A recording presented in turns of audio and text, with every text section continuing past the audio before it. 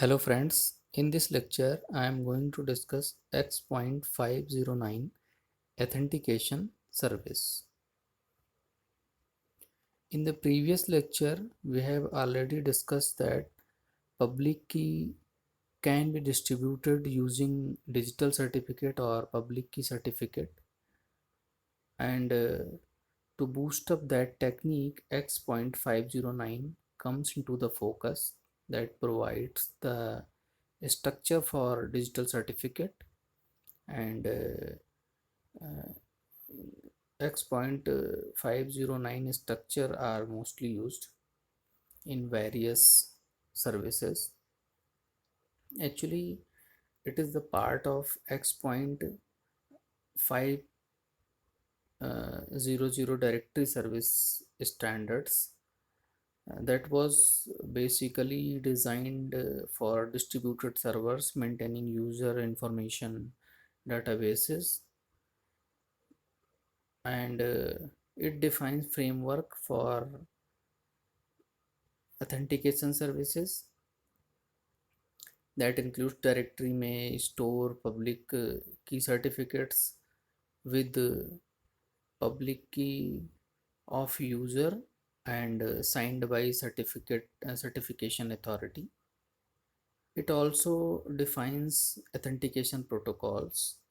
It uses public key cryptography and digital signature, and algorithm is not standardized, but RSA is recommended for using. And X.509 certificates are widely used in SMIME or in SSL security or in other services. X.509 certificate, uh, these are the components or these are the fields in that certificate. One by one I will discuss. Version, that means in this field we have to put the value 1 or 2 or 3 according to the version number.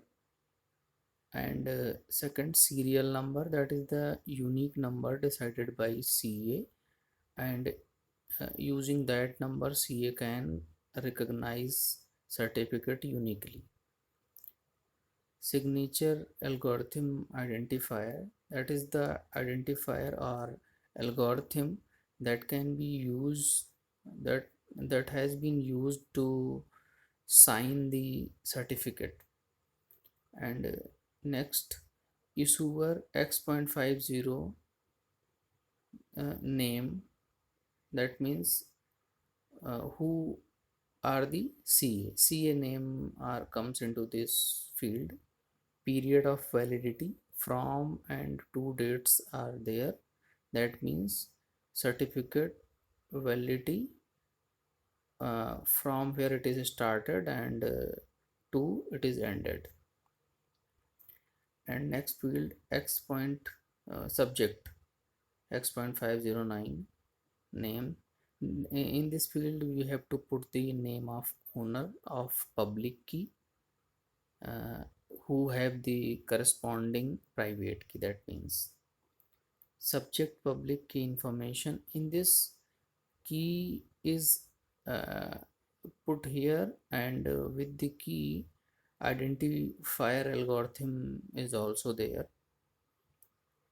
Issuer unique identifier, that means suppose that issuer have various responsibilities or various types of certificates are issued by him, then unique number should be here, because name will be same, and through that number it can be recognized the type of certificate for which it is used. Subject unique identifier is same, because a user have may have uh, various types of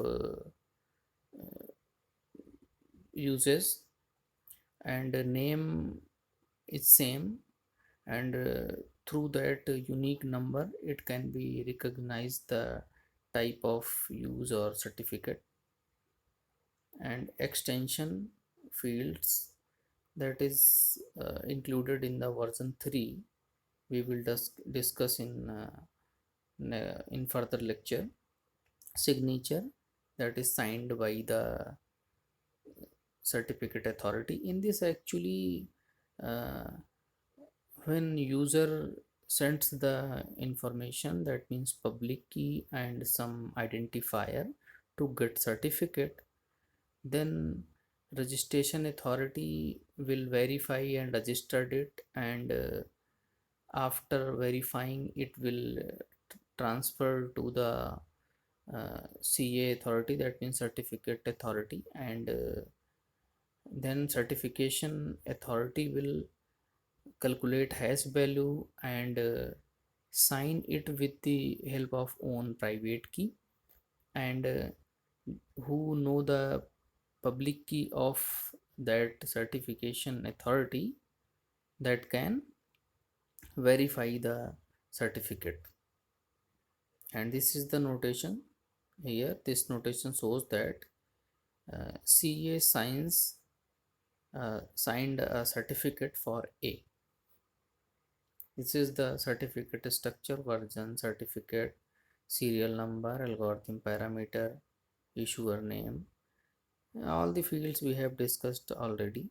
That is the certificate revocation list. It is also similar to this in this algorithm parameter. That means here signature algorithm identifier is there, issuer name, that means who are going to issue or who have issued this update date and next update date. That means the current update date and what will be the next update date we have to enter here, and revoked certificate that are revoked, and here last signature is also there, that means who are revoking.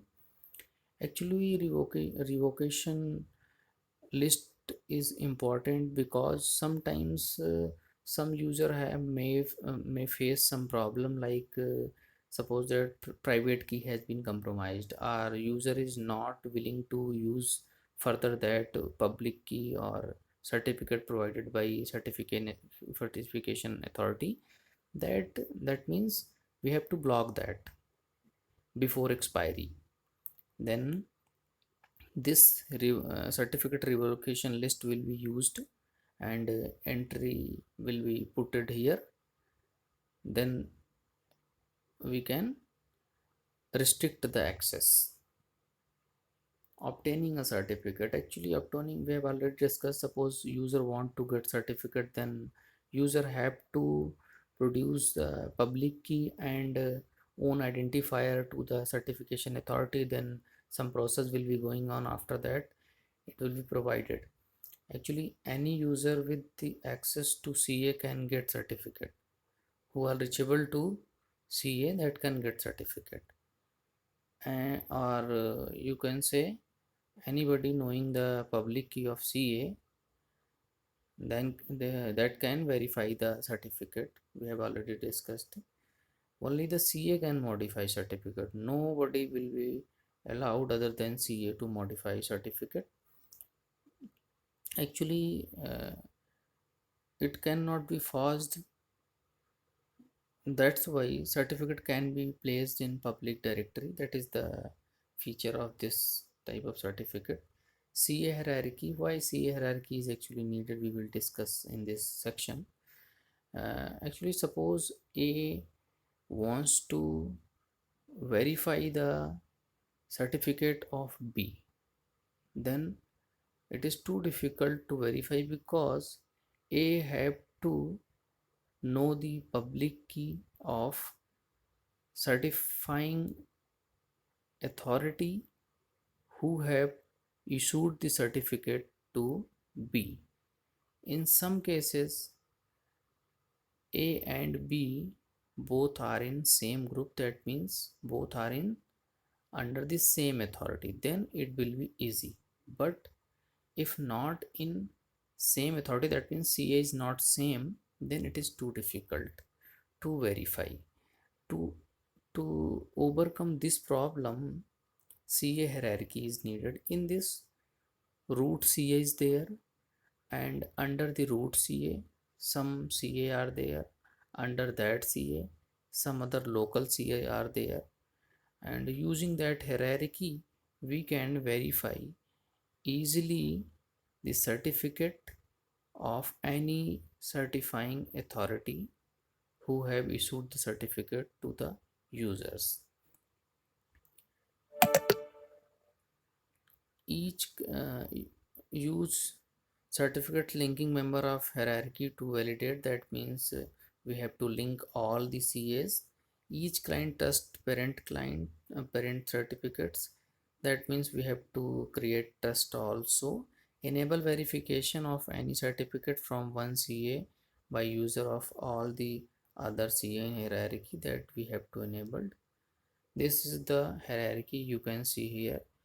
U, then under the U V is coming, and V under the V, W and Y is there. In this scenario, we can create the hierarchy of CAs.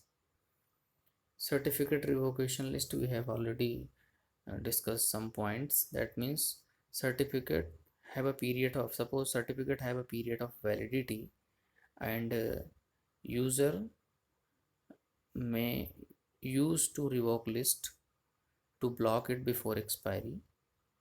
If user's private key is compromised, or users is no longer certified by the CA, or CA certificate is compromised, in some situation that certification revocation list is used. CA maintains list of revoked certificates.